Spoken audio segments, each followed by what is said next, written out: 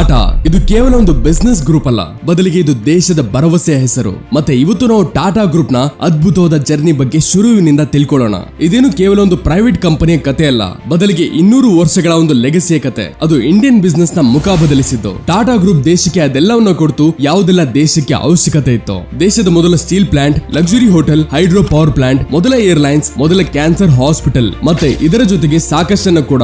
ಮತ್ತೆ ನಾವೆಲ್ಲ ಇಂಡಿಯಾದಲ್ಲಿ ಇರೋದ್ರಿಂದ ಆಗ ದಿನದಲ್ಲಿ ಎಲ್ಲಾದ್ರೂ ಒಂದು ಕಡೆ ಟಾಟಾ ಗ್ರೂಪ್ ಆಫ್ ಕಂಪನೀಸ್ ಗಳ ಯಾವ್ದಾದ್ರು ಪ್ರಾಡಕ್ಟ್ಸ್ ಗಳಿಂದ ಮುಖಾಮುಖಿ ಅಂತೂ ಖಂಡಿತ ಆಗ್ತಿರತ್ತೆ. ರೋಡ್ ಗಳಲ್ಲಿ ಓಡ್ತಿರೋ ಗಾಡಿಗಳ ಮೇಲೆ ಕಣ್ಣು ಹಾಕಿದ್ರೆ ಆಗ ಟಾಟಾ ಮೋಟರ್ಸ್, ಗಾಳಿಯಲ್ಲಿ ಹಾರ್ತಿರೋ ಪ್ಲೇನ್ಸ್ ಗಳನ್ನ ನೋಡಿದ್ರೆ ಆಗ ಏರ್ ಇಂಡಿಯಾ ಮೇಲೆ ಗಮನ ಹೋಗುತ್ತೆ. ಮತ್ತೆ ಮುಂಬೈನ ತಾಜ್ ಹೋಟೆಲ್ ಅಂತೂ ಇಡೀ ಜಗತ್ತಲ್ಲಿ ಪ್ರಸಿದ್ಧವಾಗಿದೆ. ಮತ್ತೆ ಇದನ್ನು ಟಾಟಾ ಗ್ರೂಪ್ಸ್ ಓನ್ ಮಾಡೋದು. ಪವರ್ ಇಂದ ಹಿಡಿದು ಫ್ಯಾಷನ್ ತನಕ, ಮತ್ತೆ ಟೀ ಇಂದ ಹಿಡಿದು ಉಪ್ಪಿನ ತನಕ ಎಲ್ಲಾ ಜಾಗದಲ್ಲೂ ಟಾಟಾ ಗ್ರೂಪ್ ಆಫ್ ಕಂಪನೀಸ್ ಗಳದ್ದೇ ರಾಜಭಾರ.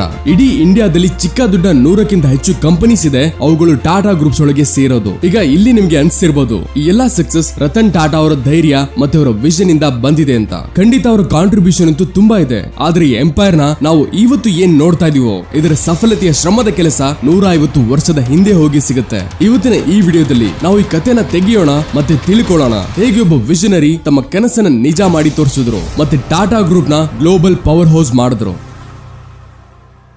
ಸ್ನೇಹಿತರೆ, ಟಾಟಾ ಗ್ರೂಪ್ ಅವರ ಪ್ರಾಡಕ್ಟ್ಸ್ 150ಕ್ಕಿಂತ ಹೆಚ್ಚು ದೇಶಗಳಿಗೆ ಎಕ್ಸ್ಪೋರ್ಟ್ ಆಗುತ್ತೆ. ಬದಲಿಗೆ 100ಕ್ಕಿಂತ ಹೆಚ್ಚು ದೇಶಗಳಲ್ಲಿ ಟಾಟಾ ಗ್ರೂಪ್ ತಮ್ಮ ಆಪರೇಷನ್ ಅವರೇ ಸ್ವತಃ ಮ್ಯಾನೇಜ್ ಮಾಡ್ತಾರೆ. 2024ರ ಎಸ್ಟಿಮೇಟ್ ಪ್ರಕಾರ ಟಾಟಾ ಗ್ರೂಪ್ ನ ಕ್ಯಾಪಿಟಲ್ $403 ಬಿಲಿಯನ್ ಇದೆ. ಈ ನಂಬರ್ ಎಷ್ಟು ದೊಡ್ಡದಂದ್ರೆ ಪಾಕಿಸ್ತಾನ ಮೇಲೆ ಇರೋ ಸಾಲ ಎಷ್ಟಿದೆಯೋ ಅದನ್ನ ಒಂದು ಸರಿ ಅಲ್ಲ 2 ಸರಿ ಇಳಿಸಬಹುದು. ಗಾಡಿಗಳಿರ್ಲಿ ಅಥವಾ ಜ್ಯುವೆಲರಿ, ಉಪ್ಪಿರ್ಲಿ ಅಥವಾ ಟೀ ಸೊಪ್ಪು, ಏರ್ಲೈನ್ ಇಂಡಸ್ಟ್ರಿಯಿಂದ ಹಿಡಿದು ರಿಯಲ್ ಎಸ್ಟೇಟ್ ಸರ್ವಿಸ್ ತನಕ ಟಾಟಾ ಗ್ರೂಪ್ 24ಕ್ಕಿಂತ ಹೆಚ್ಚು ಪ್ರಾಡಕ್ಟ್ಸ್ ಅಥವಾ ಸರ್ವಿಸ್ ಅಲ್ಲಿ ತನ್ನ ಹೆಜ್ಜೆನ ಹಾಗೆ ಗಟ್ಟಿಯಾಗಿಟ್ಟಿದೆ ಟ್ರಸ್ಟ್ ಜೊತೆ. ಮತ್ತೆ ಇನ್ವೆಸ್ಟ್ಮೆಂಟ್ ವಿಷಯ ಬಂದಾಗ್ಲೂ ಅವರ ಫೈನಾನ್ಷಿಯಲ್ ಸರ್ವಿಸ್ ಚೆನ್ನಾಗಿದೆ. ಇದೇ ನಡುವೆ ಟಾಟಾ ಎ ಅವರು ಒಂದು ಹೊಸ ಎನ್ಎಫ್ ಅನ್ನು ಬಿಟ್ಟಿದ್ದಾರೆ. ಈ ವಿಡಿಯೋನ ಮುಂದುವರಿಸೋದಕ್ಕಿಂತ ಮುಂಚೆ ಇದರ ಬಗ್ಗೆ ಬೇಗ ಹೇಳೋದಕ್ಕೆ ಇಷ್ಟಪಡ್ತೀನಿ. ಈ ಎನ್ಎಫ್ ಹೆಸರು ಬಂದು multi cap momentum quality index fund ಅಂತ. ಇದೇ ಡಿಸೆಂಬರ್ 31ಕ್ಕೆ ಕೊನೆ ಆಗುತ್ತೆ. ಕೇವಲ 2 ದಿನ ಮಾತ್ರ ಇದೆ. ಈ ಎನ್ಎಫ್ ನಿಮ್ಮ ಹಣನ ಟಾಪ್ 50 ಕಂಪನಿಗಳಲ್ಲಿ ಇನ್ವೆಸ್ಟ್ ಮಾಡುತ್ತೆ. ಅದರ ಒಳಗೆ ಇರುವ ಟಾಪ್ 500 ಕಂಪನಿಗಳಾದ ಲಾರ್ಜ್ ಕ್ಯಾಪ್, ಮಿಡ್ ಕ್ಯಾಪ್ ಮತ್ತೆ ಸ್ಮಾಲ್ ಕ್ಯಾಪ್ ಕಂಪನಿಗಳಿಂದ. ಮತ್ತೆ ಇಂಡೆಕ್ಸ್ 30.3% ರಿಟರ್ನ್ ಕೊಟ್ಟಿದೆ ಕಳೆದ 5 ವರ್ಷದಲ್ಲಿ, ಮತ್ತೆ 22.9% ರಿಟರ್ನ್ ಕಳೆದ 10 ವರ್ಷದಲ್ಲಿ. ಅಂದ್ರೆ ಈ ರೀತಿ ತಿಳ್ಕೊಳ್ಳಿ, 2014ರಲ್ಲಿ ಇಂಡೆಕ್ಸ್ ಅಲ್ಲಿ 1 ಲಕ್ಷ ಇನ್ವೆಸ್ಟ್ ಮಾಡಿದ್ರೆ ಅದು 7.8 ಲಕ್ಷ ರಿಟರ್ನ್ ಕೊಟ್ಟಿರ್ತಿತ್ತು 10 ವರ್ಷಗಳಲ್ಲಿ. ಟಾಟಾ ಎ ಅವರು ಹಿಂದೆ ಲಾಂಚ್ ಮಾಡಿರೋ ಫಂಡ್ ಕೂಡ ಒಳ್ಳೆ ರಿಟರ್ನ್ ಕೊಟ್ಟಿದೆ. ಜುಲೈ 2023ರಲ್ಲಿ ಲಾಂಚ್ ಆದ ಸ್ಮಾಲ್ ಕ್ಯಾಪ್ ಡಿಸ್ಕವರಿ ಫಂಡ್ ಸುಮಾರು 57.9% ರಿಟರ್ನ್ ಕೊಟ್ಟಿದೆ. ಮತ್ತೆ ಡಿಸೆಂಬರ್ 2023ರಲ್ಲಿ ಲಾಂಚ್ ಆದ ಫ್ಲೆಕ್ಸಿ ಗ್ರೋತ್ ಫಂಡ್ 29.3% ರಿಟರ್ನ್. ಮತ್ತೆ ನಿಮಗೆ ಇಲ್ಲಿ ಟ್ಯಾಕ್ಸ್ ಬೆನಿಫಿಟ್ ಸಿಗೋದ್ರ ಜೊತೆಗೆ 120 ಪಟ್ಟಷ್ಟು ಲೈಫ್ ಕೋರ್ ಸಿಗುತ್ತೆ. ಈ ಫಂಡ್ ನ ಎನ್ಎವಿ ಕೇವಲ $10 ಅವೈಲೇಬಲ್ ಇದೆ. ಮತ್ತೆ ಎನ್ಎಫ್ ಡಿಸೆಂಬರ್ 31 ತನಕ ಇದೆ. ಕೇವಲ 2 ದಿನ ಮಾತ್ರ ಇದೆ. ಅದರ ಲಿಂಕ್ ನಾನು ಡಿಸ್ಕ್ರಿಪ್ಷನ್ ಅಲ್ಲಿ ಕೊಟ್ಟಿದ್ದೀನಿ. ನಂತರ ಹೋಗಿ ಒಮ್ಮೆ ನೋಡಿ ಅದ್ರ ಬಗ್ಗೆ ತಿಳ್ಕೊಳ್ಳಿ. ಸ್ನೇಹಿತರೆ, ಇಲ್ಲಿ ಕಥೆ ಶುರುವಾಗುತ್ತೆ ಸ್ವಾತಂತ್ರ್ಯಕ್ಕಿಂತ 150 ವರ್ಷದ ಮುಂಚೆ. ಗುಜರಾತ್ ನ ನೌಸರಾಯಲ್ಲಿ ಒಂದು ಪಾರ್ಸಿ ಪರಿವಾರ ಇತ್ತು. ನುಸುರ್ವಾಂಜಿ ಟಾಟಾ ಮತ್ತೆ ಅವರ ವೈಫ್ ಜೀವನ್ ಬಾಯಿ. ನುಸುರ್ವಾಂಜಿ ತಮ್ಮ ಊರಿಂದ ಹೊರಗೆ ಮುಂಬೈಗೆ ಹೋಗಿ ಕಾಟನ್ ಟ್ರೇಡಿಂಗ್ ಬಿಸ್ನೆಸ್ ಮಾಡ್ತಿದ್ರು. 1839ರಲ್ಲಿ ಯಾವಾಗ ಅವರ ಏಕೈಕ ಮಗನಾದ ಜಮ್ಶೆಡ್ಜಿ ಟಾಟಾ ಅವರ ಜನ್ಮ ಆಯ್ತು, ಆಗ ಅವರ ಪೋಷಣೆ ಮತ್ತೆ ಶಿಕ್ಷಣ ಬಗ್ಗೆ ಅವರು ತುಂಬಾ ಗಮನ ಕೊಟ್ರು. ಹೀಗೆ ನೋಡಿದ್ರೆ ಜಮ್ಶೆಡ್ಜಿ ಟಾಟಾ ಅವರ ಜನ್ಮ ನೌಸರಾಯಲ್ಲಿ ಕಳೆದಿತ್ತು. ಆದ್ರೆ 14ನೇ ವಯಸ್ಸಲ್ಲಿ ಅವರು ಮುಂಬೈಗೆ ಬಂದು ತನ್ನ ತಂದೆಯ ಬಿಸ್ನೆಸ್ ಅಲ್ಲಿ ಸಹಾಯ ಮಾಡ್ತಿದ್ರು. ಮತ್ತೆ ಎಲ್ಫಿನ್ಸ್ಟನ್ ಕಾಲೇಜ್ ಅಲ್ಲಿ ಗ್ರಾಜುಯೇಷನ್ ಮಾಡುವಾಗ ಕೇವಲ 16ನೇ ವಯಸ್ಸಲ್ಲಿ ಅವರ ಮದುವೆ ಹೀರಾಬಾಯಿ ಜೊತೆ ಆಯ್ತು.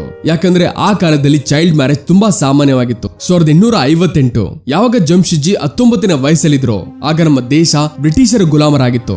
ಆ ಸಮಯ ಅಮೆರಿಕ ಕಾಟನ್ ಎಲ್ಲಕ್ಕಿಂತ ದೊಡ್ಡ ಪ್ರೊಡ್ಯೂಸರ್ ಆಗಿತ್ತು. ಮತ್ತೆ ಬ್ರಿಟಿಷರು ಹೆಚ್ಚು ಕಾಟನ್ ನ ಅಮೆರಿಕದಿಂದನೇ ಇಂಪೋರ್ಟ್ ಮಾಡ್ಕೋತಿದ್ರು. ಆದ್ರೆ ಅದೇ ನಡುವೆ ಅಮೆರಿಕದಲ್ಲಿ ಸಿವಿಲ್ ವಾರ್ ಶುರುವಾಗೋಯ್ತು. ಮತ್ತೆ ಅಲ್ಲಿಂದ ಕಾಟನ್ ಸಪ್ಲೈ ಆಗೋದು ಬಂದ್ ಆಗೋಯ್ತು. ಅದರ ಪರಿಣಾಮ ಏನಾಯ್ತಂದ್ರೆ ಇಂಡಿಯಾದಲ್ಲಿ ಹತ್ತಿಯ ಡಿಮ್ಯಾಂಡ್ ತುಂಬಾ ಪಟ್ಟು ಹೆಚ್ಚಾಗೋಯ್ತು. ಮತ್ತೆ ಜಮ್ಶೆಡ್ಜಿ ತಮ್ಮ ತಂದೆ ಜೊತೆ ಕಾಟನ್ ಟ್ರೇಡಿಂಗ್ ಬಿಸ್ನೆಸ್ ಅಲ್ಲಿ ಪೂರ್ಣ ರೀತಿ ಒಳಗಾದ್ರು. ಅವರ ತಂದೆ ಬಿಸ್ನೆಸ್ ಅಲ್ಲಿ ಹೊಸ ಟೆಕ್ನಾಲಜಿ ತುಂಬಾ ಮುಖ್ಯ ಅಂತ ನಂಬಿದ್ರು. ಅದಕ್ಕೆ ಅವರು ಈ ಟೆಕ್ಸ್ಟೈಲ್ ಇಂಡಸ್ಟ್ರಿನ ತಿಳ್ಕೊಳ್ಳೋದಕ್ಕೆ ಜಮ್ಶೆಡ್ಜಿ ಅವರಿಗೆ ಸಾಕಷ್ಟು ಬೇರೆ ಬೇರೆ ದೇಶಗಳಿಗೆ ಕಳಿಸಿದ್ರು. ಅದರ ಪರಿಣಾಮ ಏನಾಯ್ತಂದ್ರೆ ಜಮ್ಶೆಡ್ಜಿ ಯುರೋಪ್, ಜಪಾನ್, ಚೈನಾ ಮತ್ತೆ ಯುನೈಟೆಡ್ ಸ್ಟೇಟ್ಸ್ ಅಲ್ಲೂ ತಮ್ಮ ಬ್ರಾಂಚಸ್ ಶುರು ಮಾಡಿದ್ರು. ಆದ್ರೆ ಗಮನಿಸೋ ವಿಷಯ ಏನಂದ್ರೆ ಆಗ ಇನ್ನು ವಿಮಾನ ಅಥವಾ ಟೆಲಿಫೋನ್ ಶುರು ಆಗಿರ್ಲಿಲ್ಲ. ಮತ್ತೆ ಒಂದ್ಸರಿ ಜಮ್ಶೆಡ್ಜಿ ತಮ್ಮ ಬಿಸ್ನೆಸ್ ಎಕ್ಸ್ಪಾನ್ಷನ್ ಮಾಡುವ ಕೆಲಸದಲ್ಲಿ ಹಾಂಗ್ಕಾಂಗ್ ಅಲ್ಲಿ ಇದ್ರು. ಆಗ ಅಲ್ಲಿ ಹೋಗಿ ಅವರಿಗೆ ಇದು ಅನುಭವ ಆಯ್ತು, ಜಗತ್ತು ಅವರಿಗಿಂತ ಎಷ್ಟು ಮುಂದೆ ಇದೆ. ಏನಾದ್ರೂ ನಮ್ಮ ದೇಶ ಜಗತ್ತಿನ ಜೊತೆ ಮುಂದೆ ನಡಿಬೇಕಂದ್ರೆ ಆಗ ಇನ್ಫ್ರಾಸ್ಟ್ರಕ್ಚರ್, ಎಜುಕೇಶನ್, ಟೆಕ್ನಾಲಜಿ ಮತ್ತೆ ಎಂಪ್ಲಾಯ್ಮೆಂಟ್ ಮೇಲೆ ತುಂಬಾ ಗಮನ ಕೊಡೋದು ಅವಶ್ಯಕತೆ ಇದೆ. ಜಮ್ಶೆಡ್ಜಿ ಒಬ್ಬ ದೇಶಭಕ್ತ ವ್ಯಕ್ತಿ. ಅವರು ಈ ರೀತಿ ಬಿಸ್ನೆಸ್ ನ ಡೆವಲಪ್ ಮಾಡೋದ್ರ ಬಗ್ಗೆ ಯೋಚಿಸಿದ್ರು. ಅದು ದೇಶವನ್ನ ಆತ್ಮನಿರ್ಭರ, ಸ್ವಾವಲಂಬಿ ಮಾಡೋದ್ರ ಜೊತೆಗೆ ಜನರಿಗೆ ಒಳ್ಳೆ ಶಿಕ್ಷಣ ಮತ್ತೆ ಉದ್ಯೋಗ ಕೊಡಿಸೋ ತರ. ಮತ್ತೆ ಇದೇ ಯೋಚನೆಯಿಂದ ಟಾಟಾ ಗ್ರೂಪ್ ನ ಶುರುವಾಯಿತು. 1858ರಲ್ಲಿ 21,000 ರೂಪಾಯಿ ಕ್ಯಾಪಿಟಲ್ ಜೊತೆ ಜಮ್ಶೆಡ್ಜಿ ಒಂದು ಟ್ರೇಡಿಂಗ್ ಕಂಪನಿನ ಶುರು ಮಾಡಿದ್ರು. ಮತ್ತೆ ಜೊತೆಗೆ ಮುಂಬೈಲಿ ಒಂದು ಹಳೆಯ ಆಯಿಲ್ ಮಿಲ್ ನ ಖರೀದಿ ಮಾಡಿ ಅಲೆಕ್ಸಾಂಡ್ರಾ ಹೆಸರಿನಲ್ಲಿ ಅದನ್ನ ಕಾಟನ್ ಮಿಲ್ ಅಲ್ಲಿ ಕನ್ವರ್ಟ್ ಮಾಡಿದ್ರು. ಮತ್ತೆ ಇದನ್ನ 2 ವರ್ಷ ಚೆನ್ನಾಗಿ ನಡೆಸಿದ ಮೇಲೆ ಪ್ರಾಫಿಟ್ ತೆಗೆದು ಅದನ್ನ ಮಾರಿ ಅದರಿಂದ ಸಿಕ್ಕಿರೋ ಹಣದಿಂದ ಮುಂಬೈ ಪೋರ್ಟ್ ಇಂದ 800 ಕಿಲೋಮೀಟರ್ ದೂರ ನಾಗ್ಪುರ್ ಅಲ್ಲಿ ಇಂಪ್ರೆಸ್ ಮಿಲ್ ಹೆಸರಿಂದ ಒಂದು ಕಾಟನ್ ಮಿಲ್ ಶುರು ಮಾಡಿದ್ರು. ಆದ್ರೆ ಅವರ ಈ ಆಶ್ಚರ್ಯಕರ ನಿರ್ಧಾರಕ್ಕೆ ಎಲ್ಲರೂ ನಗೋದಕ್ಕೆ ಶುರು ಮಾಡಿದ್ರು. ಯಾಕಂದ್ರೆ ಹೀಗೆ ನೋಡಿದ್ರೆ ಅವರ ಪೂರ್ತಿ ಬಿಸ್ನೆಸ್ ಎಕ್ಸ್ಪೋರ್ಟ್ ಮೇಲೆ ನಿರ್ಭರವಾಗಿತ್ತು. ಮತ್ತೆ ಮುಂಬೈ ಪೋರ್ಟ್ ಇಂದ 800 ಕಿಲೋಮೀಟರ್ ದೂರ ಹಾಕಿರೋದ್ರಿಂದ ಅದು ಯಾರಿಗೂ ಅರ್ಥ ಆಗ್ಲಿಲ್ಲ. ಆದ್ರೆ ಜಮ್ಶೆಡ್ಜಿ ಅವರು ಈ ನಿರ್ಧಾರನ ಜಗತ್ತನ್ನ ತಿರುಗಿ ಸಿಕ್ಕಿರೋ ತಮ್ಮ ಎಕ್ಸ್ಪೀರಿಯನ್ಸ್ ಆಧಾರದ ಮೇಲೆ ಮಾಡಿದ್ರು. ಈ ರೀತಿ ಯಾಕಂದ್ರೆ ಸಾಮಾನ್ಯವಾಗಿ ನಾಗ್ಪುರ್ ಅಲ್ಲಿ ಕಾಟನ್ ಪ್ರೊಡಕ್ಷನ್ ಆಗ್ತಿತ್ತು. ಅಲ್ಲಿ ಕಡಿಮೆ ಕೂಲಿಲಿ ಲೇಬರ್ ಸಿಕ್ತಿದ್ರು. ಮತ್ತೆ ಟ್ರೈನಿಂದ ಮುಂಬೈ ಪೋರ್ಟ್ ಕನೆಕ್ಟಿವಿಟಿನೂ ತುಂಬಾ ಚೆನ್ನಾಗಿತ್ತು. ಮತ್ತೆ ಇವೆಲ್ಲ ಕಾರಣಗಳಿಂದಾನೆ ಇಂಪ್ರೆಸ್ ಮಿಲ್ ಚಮತ್ಕಾರನು ಮಾಡ್ತು. ನೂರಾರು ಜನಗಳಿಗೆ ಉದ್ಯೋಗ ಸಿಕ್ತು. ಮತ್ತೆ ಟಾಟಾ ಗ್ರೂಪ್ ಆಗ ಫೇಮಸ್ ಆಗ್ತಾ ಹೋಯ್ತು. ಒಂದ್ ಕಡೆ ಬ್ರಿಟಿಷರ ಆಡಳಿತ ನಮ್ಮ ಎಲ್ಲಾ ಭಾರತೀಯರನ್ನ ಕೆಲಸದವರು ಅಂತ ತಿಳ್ಕೊಂಡಿತ್ತು. ಮತ್ತೆ ನಮ್ಮ ಕೆಲಸಗಾರರಿಂದ ಹಗಲು ರಾತ್ರಿ ಪ್ರಾಣಿಗಳ ತರ ಕೆಲಸ ಮಾಡಿಸ್ತಿದ್ರು. ಅಲ್ಲಿ ಜಮ್ಶೆಡ್ಜಿ ಅವರು ಎಂಪ್ಲಾಯೀಸ್ ವೆಲ್ಫೇರ್ ಬಗ್ಗೆ ಯೋಚಿಸೋದನ್ನು ಶುರು ಮಾಡಿದ್ರು. ಮತ್ತೆ ಇಂಪ್ರೆಸ್ ಮಿಲ್ ಕರ್ಮಚಾರಿಗಳಿಗೆ ಭವಿಷ್ಯ ನಿಧಿ ಅಂದ್ರೆ ಪ್ರಾವಿಡೆಂಟ್ ಫಂಡ್, ಇನ್ಶೂರೆನ್ಸ್ ಮತ್ತೆ ಗ್ರಾಚ್ಯುಟಿ ರೀತಿ ಸ್ಕೀಮ್ಸ್ ಗಳು ಶುರು ಮಾಡಿದ್ರು. ಅಷ್ಟೇ ಅಲ್ಲ, ಅವರು ಫ್ಯಾಕ್ಟರಿಲಿ ವರ್ಕಿಂಗ್ ಕಂಡೀಷನ್ ನ ಸುಧಾರಿಸೋದಕ್ಕೆ ಕೆಲಸದ ಸಮಯ 8 ಗಂಟೆ ಮಾಡಿದ್ರು. ಸುರಕ್ಷೆಯ ಉಪಕರಣಗಳನ್ನು ಹಾಕಿದ್ರು. ಮತ್ತೆ ಯಾವುದೇ ಸ್ಯಾಲರಿ ಕಟ್ ಆಗದೆ ರಜೆ ಕೊಡೋದನ್ನ ಕೂಡ ಜಮ್ಶೆಡ್ಜಿ ಅವರೇ ಮಾಡಿದ್ದು. ಸ್ನೇಹಿತರೆ, ಜಮ್ಶೆಡ್ಜಿ ಅವರ 4 ರೀತಿ ಡ್ರೀಮ್ಸ್ ಇತ್ತು. ಅವುಗಳು ಇಲ್ಲದೇನೆ ದೇಶದ ಅಭಿವೃದ್ಧಿ ಪಾಸಿಬಲ್ ಇರಲಿಲ್ಲ. ಮತ್ತೆ ಅವರ ಕನಸುಗಳು ಹೇಗಿತ್ತು?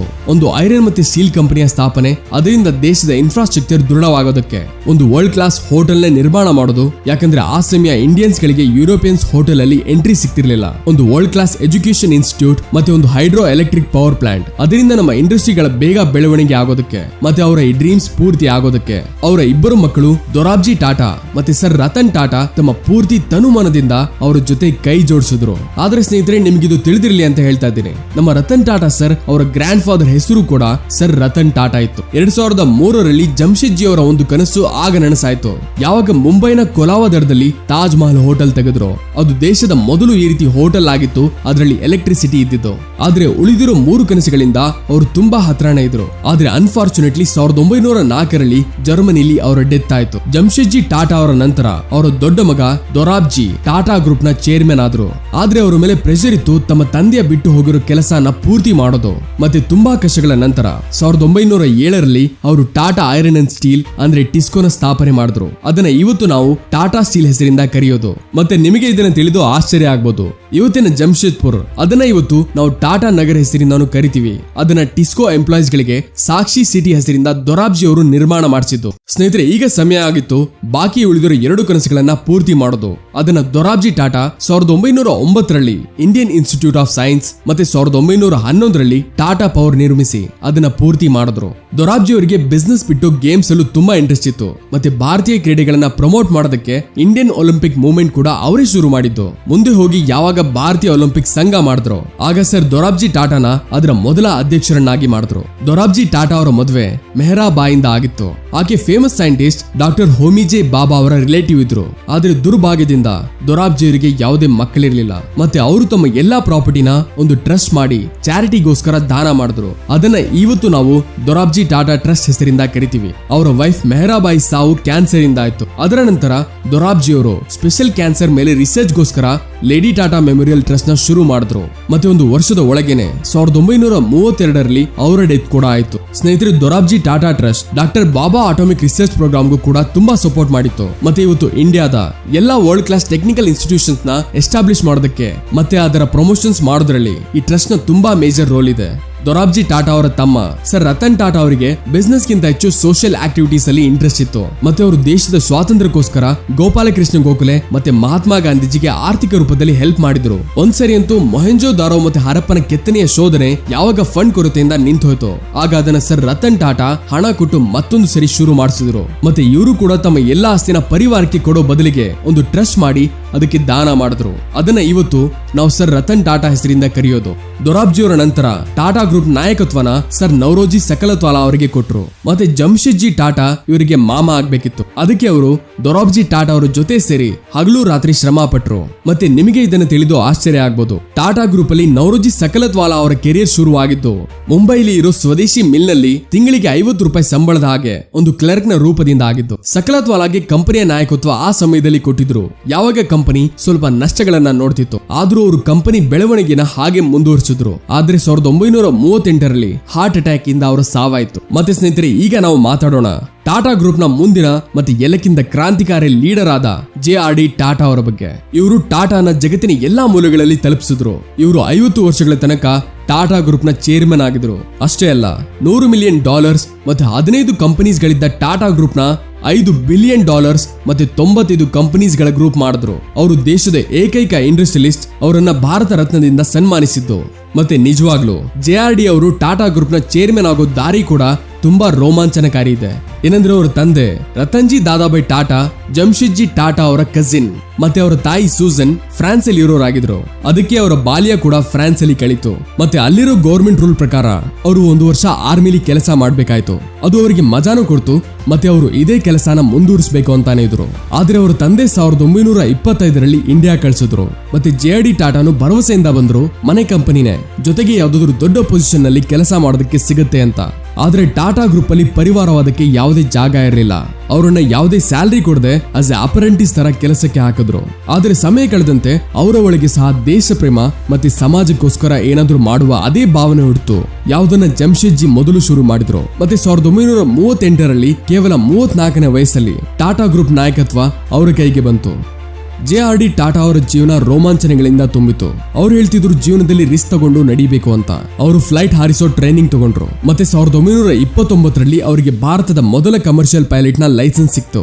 1932ರಲ್ಲಿ JRD ಟಾಟಾ ಏರ್ಲೈನ್ಸ್ ಸ್ಥಾಪನೆ ಮಾಡಿದ್ರು. ಅದನ್ನ 1953ರಲ್ಲಿ ಭಾರತ ಸರ್ಕಾರ ಏರ್ ಕಾರ್ಪೊರೇಷನ್ ಆಕ್ಟ್ ಇಂದ ಅವರ ಕಂಟ್ರೋಲ್ ನಲ್ಲಿ ತಗೊಂಡು ಏರ್ ಇಂಡಿಯಾದ ಹೆಸರು ಕೊಟ್ರು. ಈ ರೀತಿ ಸರ್ಕಾರ ಅವರಿಂದ ಅವರ ಪ್ರೀತಿಯಾದ ವಸ್ತುನ ಕಿತ್ಕೊಳ್ಳುತ್ತೆ. ಆದ್ರೆ JRD ಅವರು 1977ರ ತನಕ ಏರ್ ಇಂಡಿಯಾದ ಅಧ್ಯಕ್ಷರಾಗಿದ್ರು. ಮತ್ತೆ ಜೊತೆಗೆ ಟಾಟಾ ಗ್ರೂಪ್ ಬಿಸ್ನೆಸ್ ವಿಸ್ತಾರವನ್ನ ಬೇರೆ ಬೇರೆ ಸೆಕ್ಟರ್ಸ್ ಅಲ್ಲಿ ಮಾಡೋದು ಶುರು ಮಾಡಿದ್ರು. 1939ರಲ್ಲಿ ಟಾಟಾ ಕೆಮಿಕಲ್ಸ್ ಶುರುವಾಯಿತು. ಅದರ ಮಾಧ್ಯಮದಿಂದ ತಯಾರಾದ ಟಾಟಾ ಉಪ್ಪು ಇವತ್ತು ಅದನ್ನ ದೇಶದ ಉಪ್ಪು ಎಂದು ಕರೀತಾರೆ.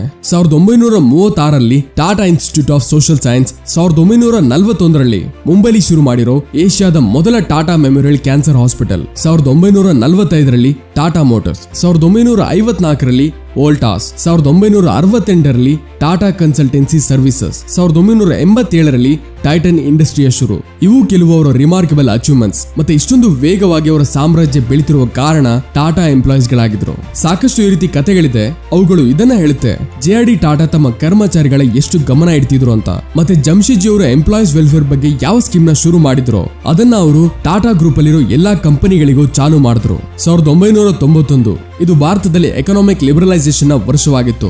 ಮತ್ತೆ ಗೌರ್ಮೆಂಟ್ ಆಗ ಫಾರಿನ್ ಕಂಪನೀಸ್ ಗಳಿಗೆ ಇಂಡಿಯನ್ ಮಾರ್ಕೆಟ್ ನ ಓಪನ್ ಮಾಡಿದ್ರು. ಅದರ ಪರಿಣಾಮ ಏನಾಯ್ತಂದ್ರೆ ಕಾಂಪಿಟಿಷನ್ ಕಾರಣದಿಂದ ಟಾಟಾ ಗ್ರೂಪ್ ಕಷ್ಟ ಕಾಲದಲ್ಲಿ ನಡೀತಿತ್ತು. ಮತ್ತೆ ಆಗ ಸಾಲದ ಭಾರ ಕೂಡ ಬೆಳೀತಾ ಹೋಯ್ತು. ಆಗ ರತನ್ ಟಾಟಾ ಸರ್ನ ಟಾಟಾ ಗ್ರೂಪ್ ಚೇರ್ಮನ್ ಮಾಡಿದ್ರು.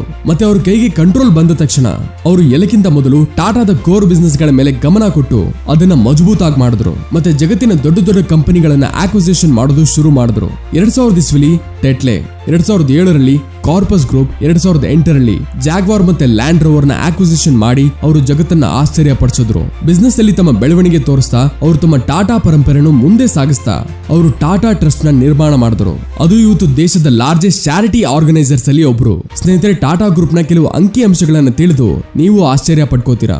ಇವತ್ತು ಟಾಟಾ ಗ್ರೂಪ್ ಹತ್ರ 100ಕ್ಕಿಂತ ಹೆಚ್ಚು ಕಂಪನೀಸ್ ಇದೆ. ಅದರ ಟೋಟಲ್ ಮಾರ್ಕೆಟ್ ಕ್ಯಾಪ್ $403 ಬಿಲಿಯನ್, ಅಂದ್ರೆ 25 ಲಕ್ಷ ಕೋಟಿಗಿಂತ ಹೆಚ್ಚು. ಬಾಂಬೆ ಸ್ಟಾಕ್ ಎಕ್ಸ್ಚೇಂಜ್ ನ 500ಕ್ಕಿಂತ ಹೆಚ್ಚು ಲಿಸ್ಟೆಡ್ ಕಂಪನೀಸ್ ಅಲ್ಲಿ ಟಾಟಾ ಗ್ರೂಪ್ ನ 29 ಕಂಪನೀಸ್ ಇದೆ. ಮತ್ತೆ BSE ಒಟ್ಟಾರೆ ಮಾರ್ಕೆಟ್ ಕ್ಯಾಪ್ ಅಲ್ಲಿ 9% ಹೋಲ್ಡ್ ಮಾಡುತ್ತೆ. ಜಗತ್ತಿನ 100ಕ್ಕಿಂತ ಹೆಚ್ಚು ದೇಶಗಳಲ್ಲಿ ಟಾಟಾನ ಆಫೀಸ್ ಇದೆ. ಮತ್ತೆ ಟಾಟಾ ಗ್ರೂಪ್ ನ ಒಟ್ಟಾರೆ 67% ರೆವೆನ್ಯೂ ಹೊರಗಡೆ ದೇಶದಿಂದ ಬರುತ್ತೆ. ಇಷ್ಟೇ ಅಲ್ಲ, ಟಾಟಾ ಗ್ರೂಪ್ ಇಂಡಿಯನ್ ಆರ್ಮಿ ಮತ್ತೆ ರೈಲ್ವೇಸ್ ನಂತರ ದೇಶದ 3ನೇ ಎಲ್ಲಕ್ಕಿಂತ ದೊಡ್ಡ ಎಂಪ್ಲಾಯರ್ ಇದೆ. ಅವರು 9.35 ಲಕ್ಷ ಜನರಿಗೆ ಉದ್ಯೋಗ ಕೊಟ್ಟಿದ್ದಾರೆ. ಮತ್ತೆ ಇಂಡಿಯಾದ GDP ಬಗ್ಗೆ ಮಾತಾಡಿದ್ರೆ ಆಗ ದೇಶದ ಒಟ್ಟಾರೆ GDPಲಿ 4% ಭಾಗ ಟಾಟಾ ಗ್ರೂಪ್ ಇಂದ ಬರುತ್ತೆ. ಬದಲಿಗೆ ದೇಶದ ಟೋಟಲ್ ಟ್ಯಾಕ್ಸ್ ಕಲೆಕ್ಷನ್ 2.25% ಗಿಂತ ಜಾಸ್ತಿ, ಅಂದ್ರೆ ಸುಮಾರು 50,000 ಕೋಟಿ ಟಾಟಾ ಗ್ರೂಪ್ ಒಂದೇ ಕೊಡುತ್ತೆ. ಸ್ನೇಹಿತರೆ, ಟಾಟಾ ಗ್ರೂಪ್ಸ್ ನ ಎಲ್ಲಾ ಕಂಪನಿ ಓನರ್ಸ್ ಟಾಟಾ ಸನ್ಸ್. ಇವರ ಹೆಚ್ಚು ಪಾಲು ಶೇರ್ಸ್ ಟಾಟಾ ಟ್ರಸ್ಟ್ ಹತ್ರ ಇದೆ. ಒಂದು ಕಡೆ ಪ್ರೈವೇಟ್ ಕಂಪನಿ ಸಂಪಾದನೆ ಮಾಡಿದ ಮೇಲೆ ಕೆಲವು ಸ್ವಲ್ಪ ಅಮೌಂಟ್ ನ ದಾನ ಮಾಡ್ತಾರೆ.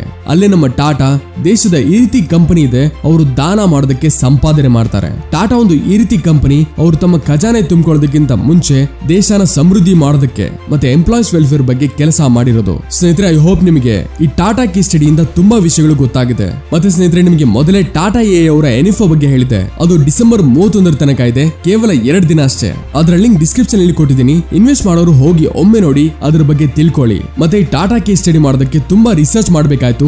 ವಿಡಿಯೋ ಎಡಿಟರ್ಸ್ ಕೂಡ ತುಂಬಾ ಒಳ್ಳೆ ಎಫರ್ಟ್ ಹಾಕಿದ್ದಾರೆ ನಿಮಗೋಸ್ಕರ. ಸೊ ಅದಕ್ಕೆ ಈ ವಿಡಿಯೋಗೆ ನಿಮ್ಮ ಒಂದು ಪ್ರೀತಿಯ ಲೈಕ್ ಕೊಟ್ಟು ಟಾಟಾ ಮೀನ್ಸ್ ಟ್ರಸ್ಟ್ ಅಂತ ಕಮೆಂಟ್ ಮಾಡಿ. ಮತ್ತೆ ಚಾನಲ್ಗೆ ಹೊಸಬರಾಗಿದ್ರೆ ಮರಿದೇ ಸಬ್ಸ್ಕ್ರೈಬ್ ಮಾಡಿ. ಹಾಗೆ ಟಾಟಾ ಅವರ ಬಗ್ಗೆ ಎಲ್ಲರಿಗೂ ಗೊತ್ತಾಗೋದಕ್ಕೆ ನಿಮ್ಮ ಫ್ರೆಂಡ್ಸ್ ಅಂಡ್ ಫ್ಯಾಮಿಲಿ ಜೊತೆ ವಿಡಿಯೋ ಶೇರ್ ಮಾಡಿ. ಸಿಗೋಣ ಮುಂದಿನ ವಿಡಿಯೋದಲ್ಲಿ. Keep learning and keep growing.